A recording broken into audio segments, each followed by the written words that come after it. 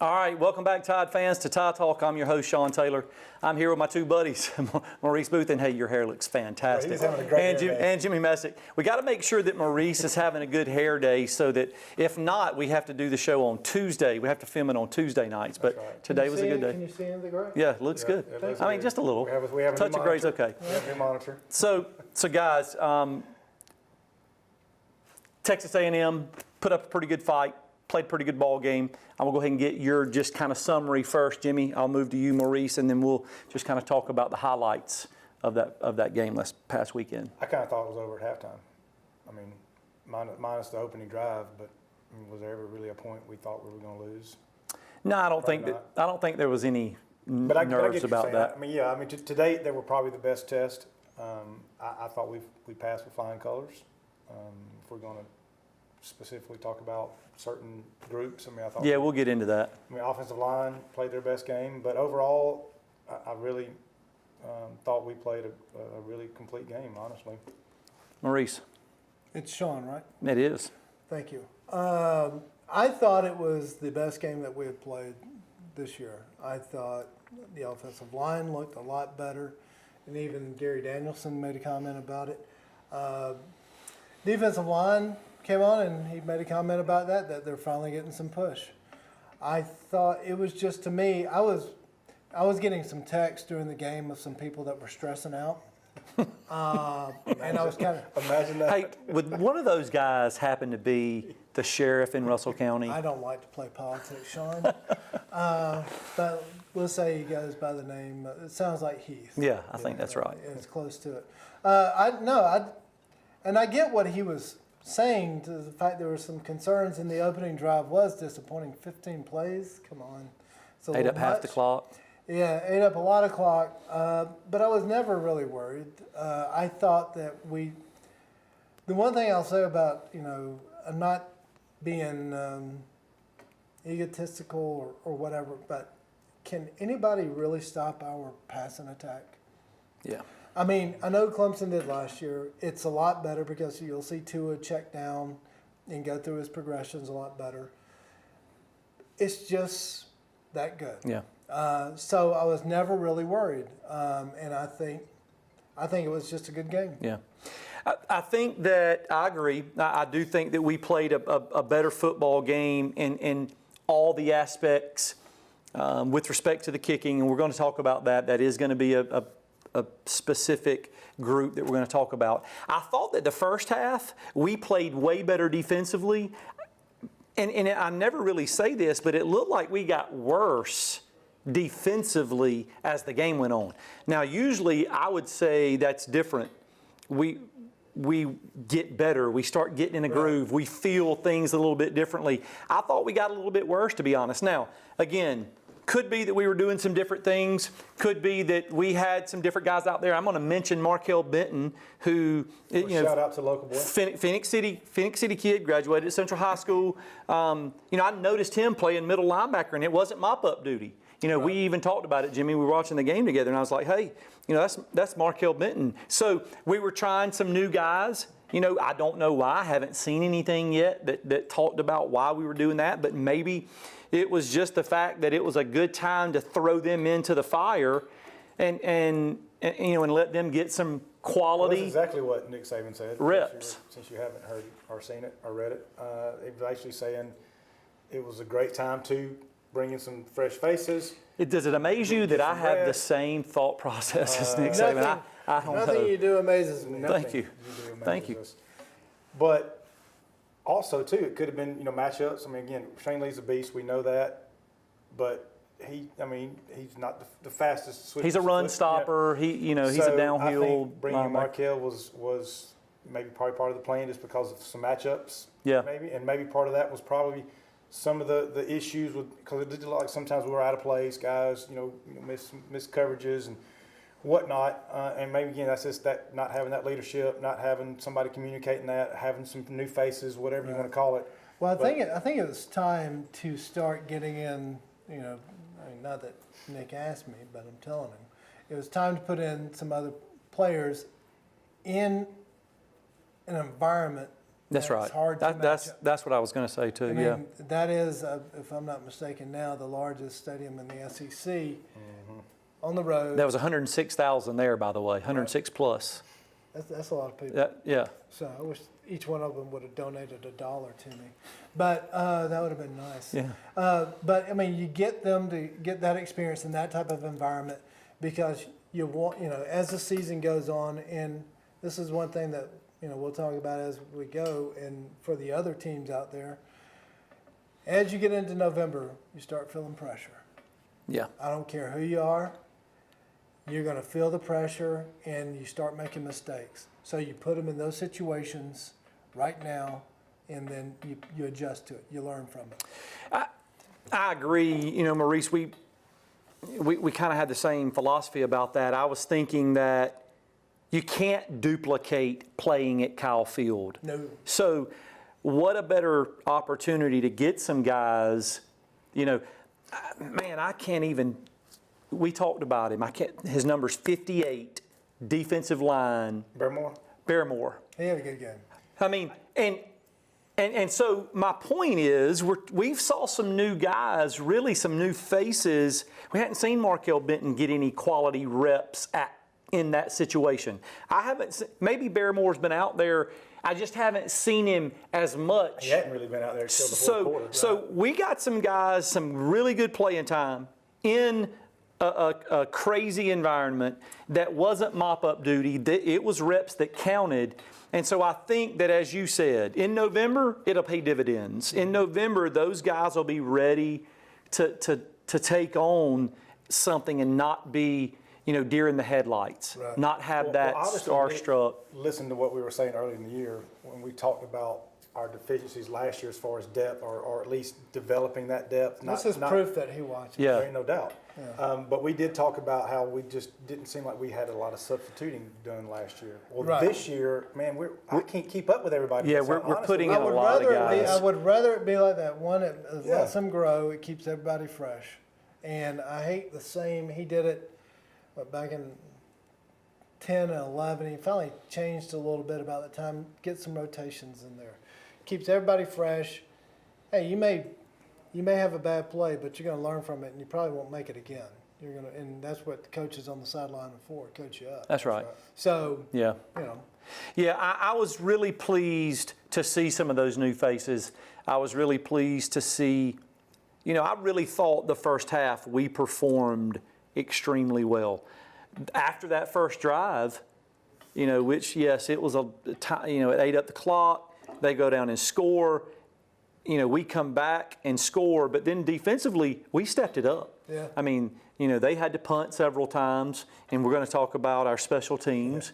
I think that was important. I think that's just that we've just scratched the surface there, to be honest.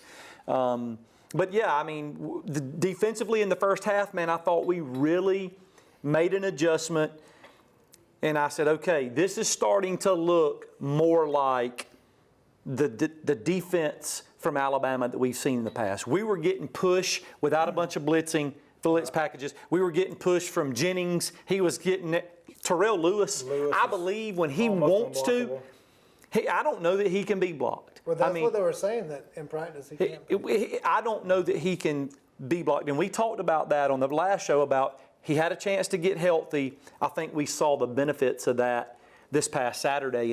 And man, that just gets me excited. Then comes the second half. So, but we're gonna address that. We're gonna take a short break on behalf of Bob English and State Farm. So hold your seats, Tide fans. We'll be right back right here with Tide Talk.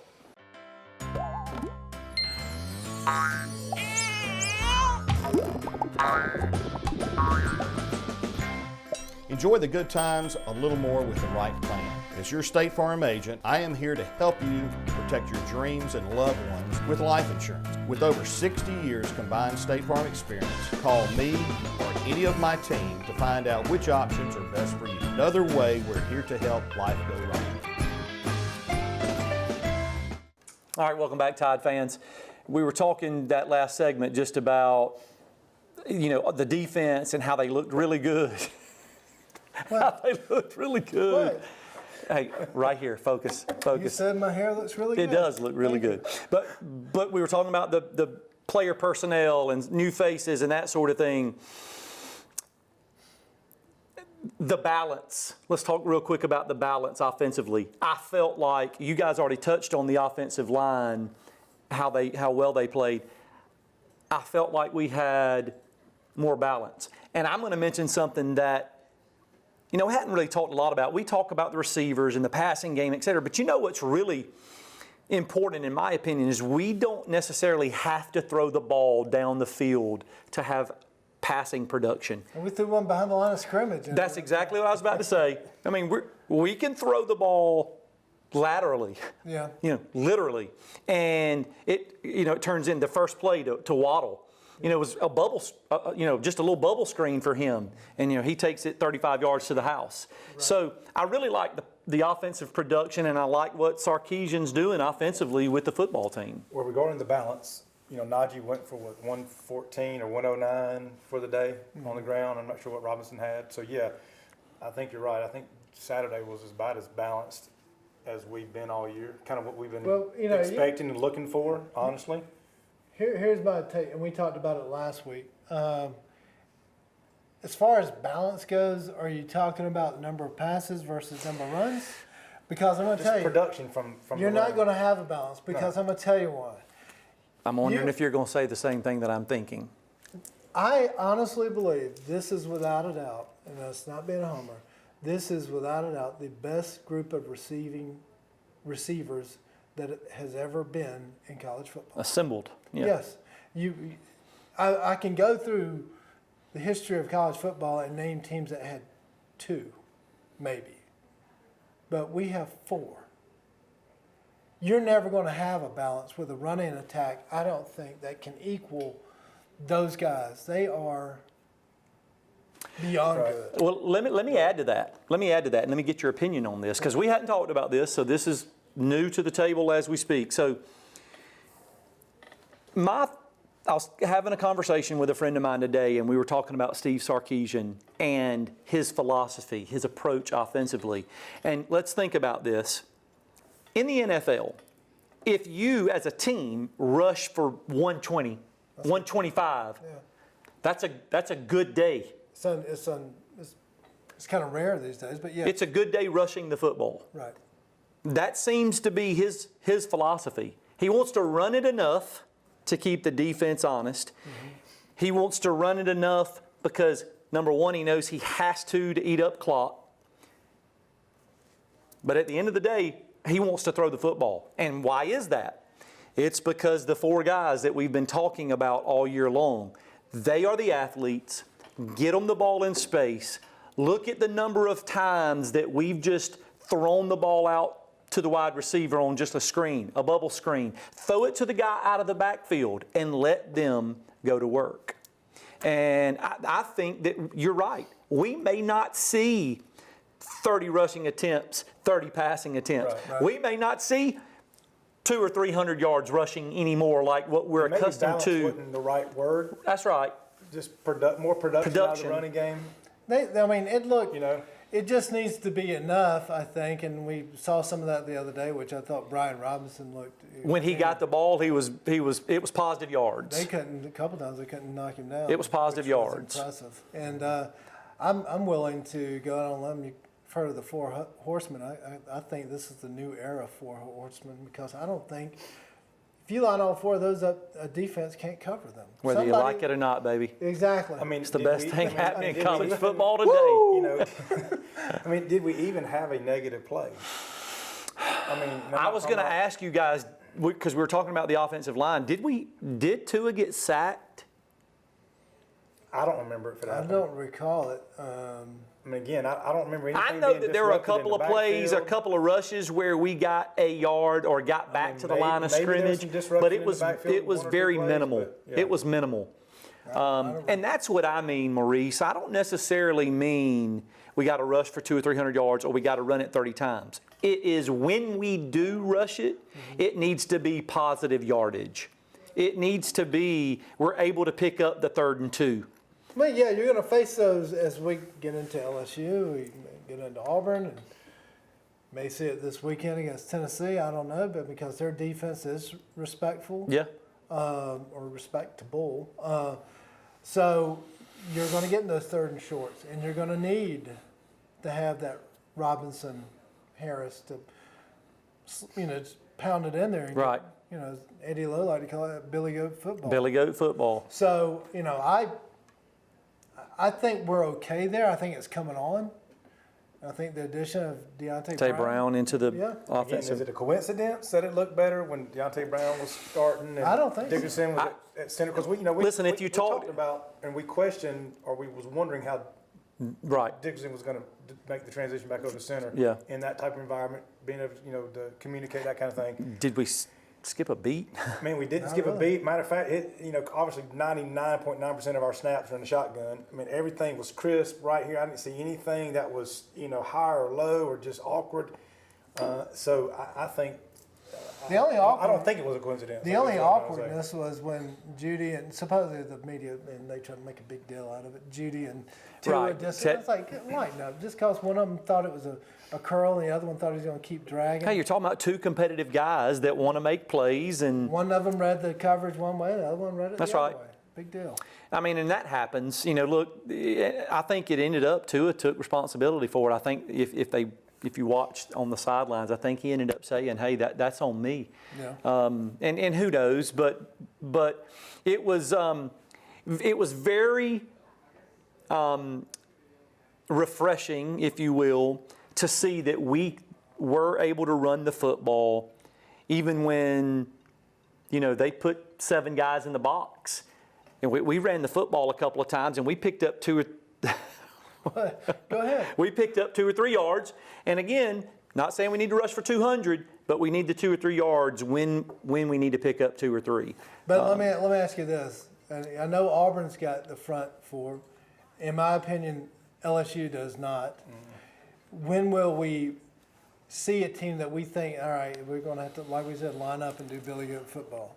The only because I don't without think a we- I don't doubt, think we will see that team. Auburn's got the best defensive line in the SEC. I know that. But and no disrespect to ours, but I don't think we'll need it until the end of November. I mean, heck, if you can throw it and run for 50 Yeah, or everybody's concerned. I've had people asking me, are we concerned because our defense gave up 28 points, and are we concerned that LSU, blah, blah, blah. And we're going to talk about that in just a little bit. We're going to talk some about that. I really, We have one more segment. I don't feel concerned at this point. Do I like giving up 28 points? No. But do I like being able to put up 49 and 50? Well, somebody on our show sure doesn't like giving that kind of stuff. Yeah. I was like, wow. Yeah. It's, But again, the mentality. this is myself. Here it comes. We've talked about this before. We are the production guy and I, Chris, were talking about it before the show. We're accustomed to the defense at Alabama dominating the football game, and you and I talked about this on the phone. But it's time for the offense to carry us.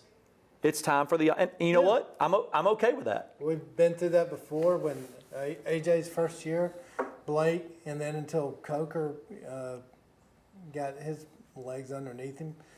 Defense always carried us. Yeah, I'm still a firm believer that defense. wins championships. Yes. But I'm willing to. I think our defense is better.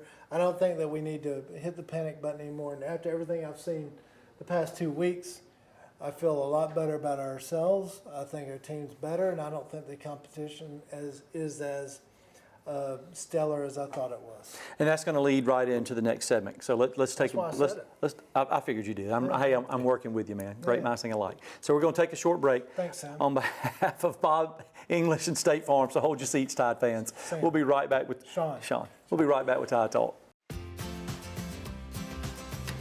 In life, some things just go together, like a burger and fries, and home and auto insurance from State Farm. So make it a combo. Combining your home and auto insurance could save you time and money. And who doesn't like that? Just call me, Bob English, or any of my experienced hometown team and find out how you could start saving today. It's just another way.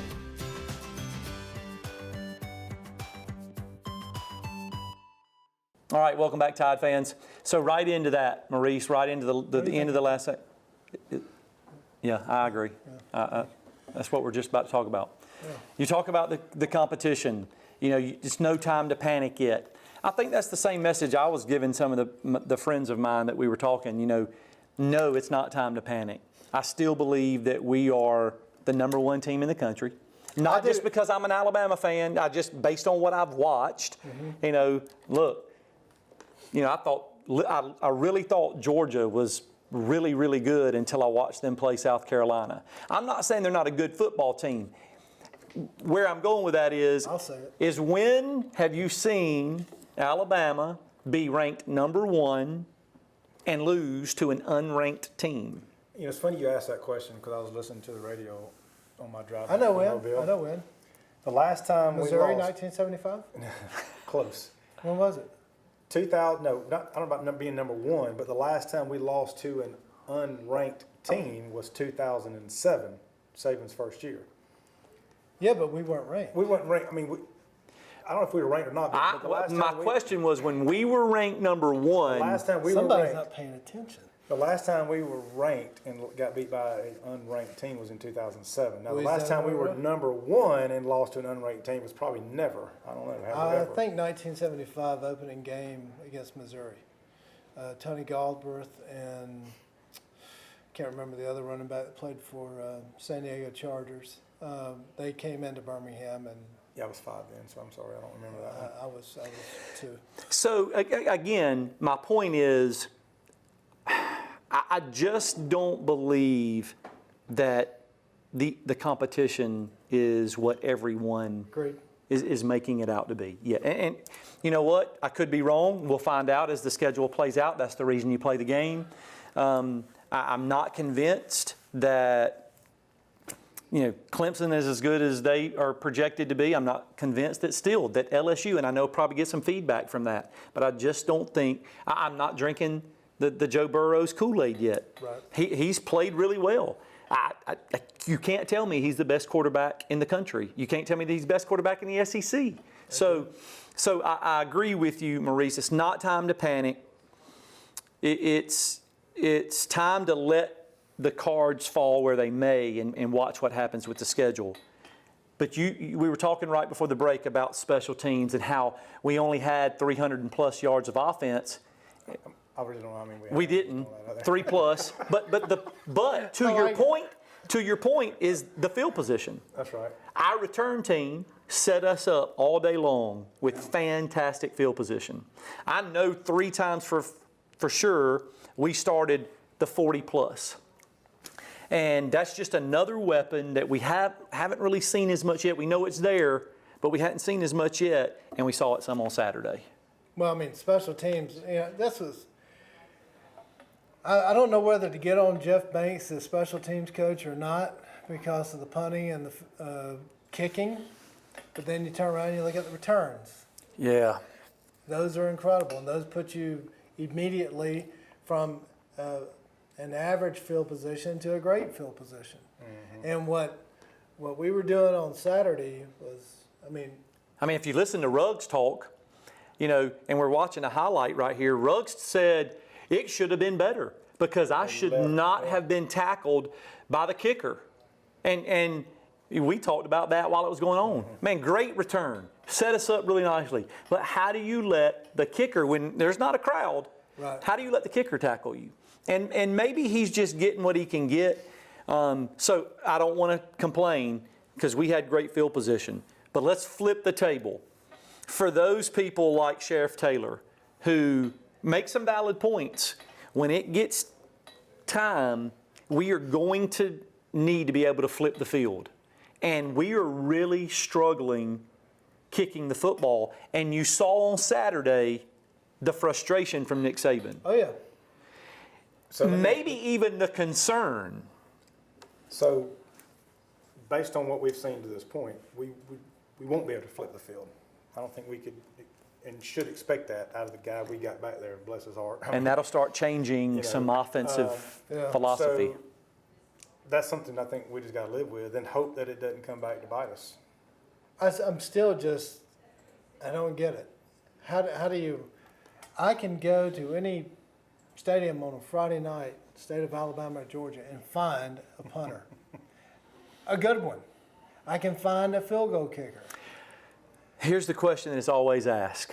When all you do is punt and kick, and man, I have punted. I punted in high school, so I get it. I'll tell you really quick. Senior year, Oh my all-star gosh, game, Here we go. 2 punts. I knew there were college coaches in the stand. I had 2 punts that totaled 20 yards. Pressure. I mean, it's just It happened. Now, I led the state, and we are talking about private school, but I led the state in punting. But when that game happened, I had 2 punts for a total of 20 yards. And so I get it. However, that's all they do is punt. They don't do anything else. I played a different position. That's all they do is punt. How do you do that over and over again? Just It's a great question. I don't know. And either. it's not like they're getting pressure. It's just mental toughness. That's all it is to me, because you crack a little bit under pressure. You shank it. You hit it on the wrong side of your foot. You don't have a good drop. You're rushing things. I don't know, but it's definitely not working. Yeah, you saw Nick Saban's, I don't know if it was just anger, frustration, or concern, but you saw it come out on Saturday. All 3. I mean, you would think, of course, granted, we don't punt very often. He's getting Right. 1 or 2 punts a game, but still, you would think one of those 2 would go at least 40 yards and not just 30. I mean, Yeah, 30 is a good one. So No, we did make, we were 100%. I know Sheriff Taylor, you'll be happy to know that, although he's absolutely having a fit when the one hit the upright and went in. He's having a fit. I was worried about him at the time. I mean, Now the kicker, Sheriff Taylor. Taylor, yeah. Yeah, it seemed like it was going to have a. But it's the question that everybody asks. How are you the number 1 team in the country year after year after year, and you struggle in the kicking game? Is it the special teams coach? So you ask a good question. Now, you don't know if to get on to him Right. or If you didn't have a good return team, I'd be calling him up tonight. And Well, exactly. So I don't Not really, I don't but- follow it like I used to, but I do follow a little bit of recruiting. And I'll tell you, since Nick Saban has been there, we have signed the number. the number 1 punter, which he's in the pros right now. right. But from a place kicking standpoint, every kicker we have signed since Saban's been there has either been the number 1 kicker in the country, ranked by all the different rivals and whatnot, or somebody in the top 5 or 6 kickers according to rankings in the entire country. They come to Alabama to kick for us. Well, I would advise. So you tell me what's happening when they get here. I would tell Nick Saban to watch Seinfeld, the episode where George does everything opposite because everything he was doing wasn't working. And then he started doing everything the opposite and it started working. Because whatever you're doing with the kickers, Do something different. Do something Stop. different. That's right. yeah, I don't care if you let them go out to galettes during the practice or something. But whatever you're doing is not working. I don't know what they're coaching them or what they're trying to tell them. Stop. Yeah. All right, so Tennessee's coming up. Jeremy Pruitt, former coach, man, struggling a little bit. Got to win this past weekend. Predictions. I mean, let's just get to it because I don't believe it's going to be, Well, I've already got my cigar bought, if that tells you anything. okay. We Could have believe bought that last year. we believe it's a Bought it win. back in the summer. It's been in my humidor. Getting ready. Prediction. Score prediction. Well, we're favored, by 36? I think we'll cover. 50-something to 20, I don't know. I think we'll cover 36. Oh man, yeah, they don't have much of offense. They got a decent defense, but you can't keep up with those wide receivers. Yeah, it could get ugly fast. I'd say 48-7, something. If that's being Right. conservative. Yeah, 48-7. I'm going with 55-13. 55-13. I don't think that here's the other thing that they're struggling with. They're just struggling with momentum, confidence. I mean, and now they're coming into Alabama. They're coming into Tuscaloosa. Now, they will be bringing their best that they can because we're number 1, and it's the Alabama-Tennessee rivalry. But I think it's going to fall way short. Yeah, it'll probably fall during stretching.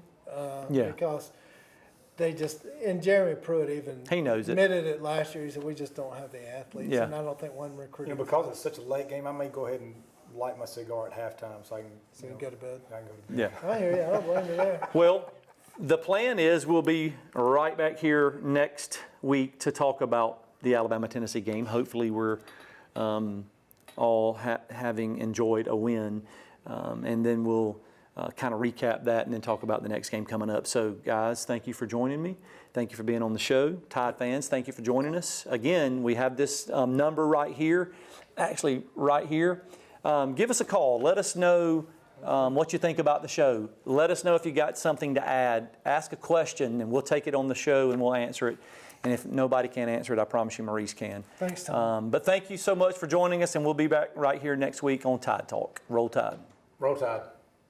What is it?